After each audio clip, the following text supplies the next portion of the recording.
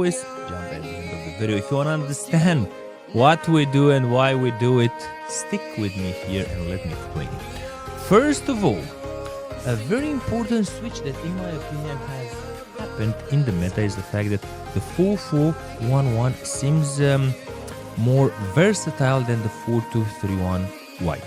Now, if you are really bad at defending, 4-2-3-1 wide might still be your number one choice. Or let me finish.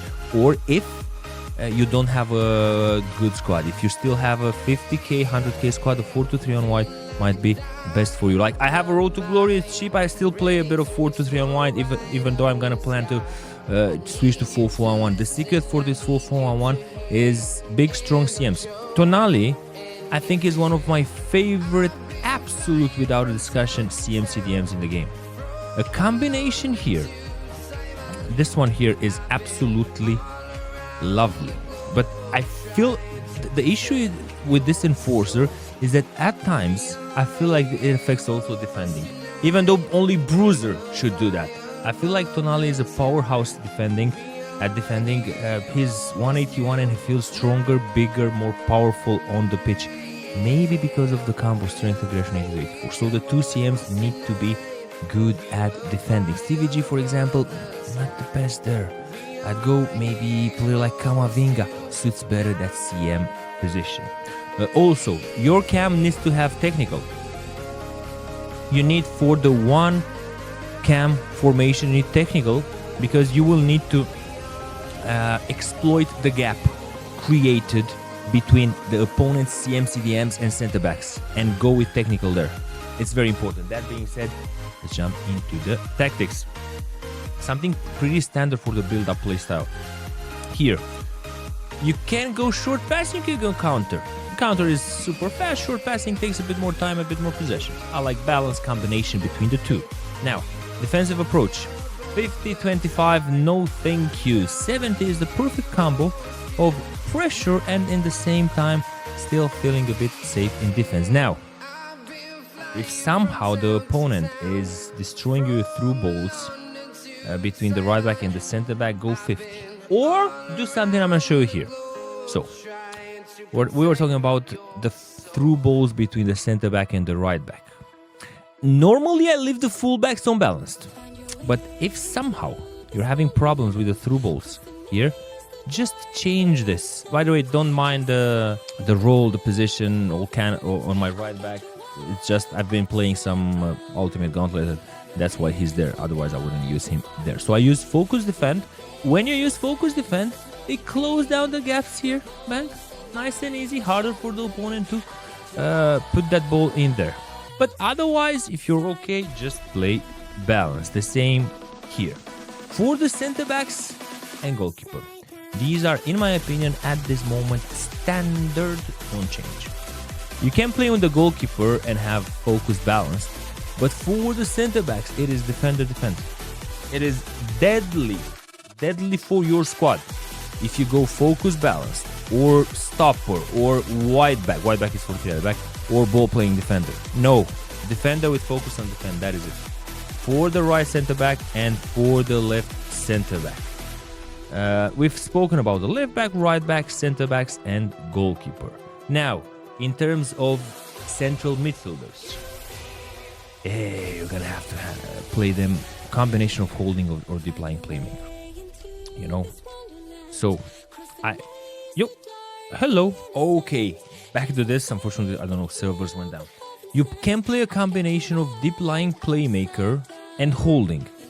Idea here is that with deep lying playmaker, sometimes your CM will go further a bit too much. I recommend holding on both. This is what, in my opinion, is the way to go in terms of 4-4-1-1. They will still be able to help you in attack their CMs, not CDMs. Now, right mid, left mid. A lot of discussions here in terms of what's meta at this moment, and a lot of opinions, because it depends on the style of play. But from personal preference, I think it's inside forward. I think it's the same like last year, and this is because with inside forward, the runs that you can make automatically between the center back, right back, center back, left back, or your left mid, right mid, those runs are unparalleled. Your player will make some crazy good runs there, and all you have to do is do a through ball and it will be superb. With the other ones here, with winger, with wide playmaker, wide midfielder, you gotta manually trigger the runs or use player luck, which is a bit complicated for most people. Focus here can be attack or balance. I do recommend balance with attack. You're gonna have issue defending. You're gonna have problems with covering the gaps between the right back and right mid and left back. Now, for the cam, from what I've tested, it is very, very interesting.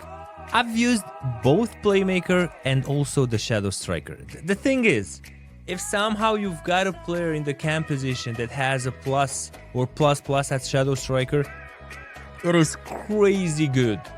The runs that your cam will be making are fabulous. There is no way you're gonna miss out on that. If you've got a plus or a plus plus for the cam, shadow striker is out of this world. If you don't have though, I'd recommend playmaker. Makes the connection between the CM's striker, between the left midfielder striker, right midfielder striker a tad better.